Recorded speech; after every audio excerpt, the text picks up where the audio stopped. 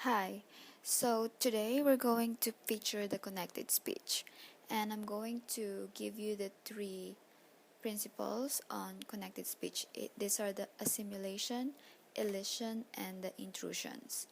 So, as a brief overview of connected speech, this is a strong tendency in English to simplify and link words together in the stream of speech in order to help the language flow rhythmically.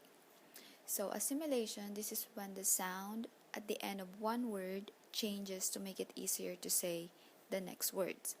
For example, when we say 10 boys, sounds like 10 boys.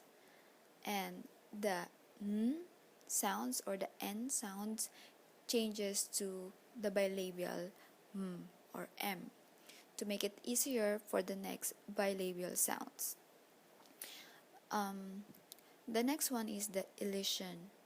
Elision means that you lose a sound in the middle of a consonant cluster, sometimes from the middle of a word. For example, sandwich becomes sandwich.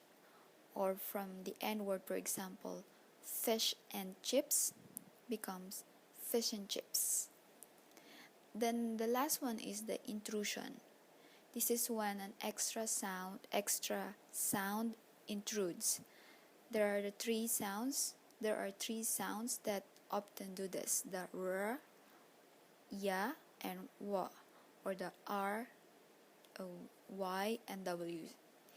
For example, go on sounds like go on. I agree sounds like I agree. And law and order sounds like law and order. So these are the three principles: intrusion, elision, and assimilations. And these three are we're going to use this to practice the poem The Raven by Edgar Allan Poe. Okay, so let's try them. The Raven. Once upon a midnight dreary, while I pondered weak and weary over many a quaint and curious volume of forgotten lore, while I nodded nearly napping, suddenly there came a tapping, as of someone gently rapping at my chamber door. "'Tis some visitor," I muttered, "tapping at my chamber door. Only this and nothing more." Ah, distinctly I remember. It was in the bleak December, and each separate dying ember wrought its ghost upon the floor. Eagerly I wished the morrow, vainly I had sought to borrow from my book surcease of sorrow, sorrow for the lost Lenore, for the rare and radiant maiden whom the angels named Lenore, nameless here forevermore. And the silken, sad, uncertain rustling of each purple curtain thrilled me, filled me with fantastic terrors never felt before, so that now, to still the beating of my heart, I stood repeating, "'Tis some visitor entreating entrance at my chamber door, some late visitor entreating entrance at my chamber door. This it is, and nothing more." Presently my soul grew stronger, hesitating then no longer. "Sir," said I, "or madam, truly your forgiveness I implore.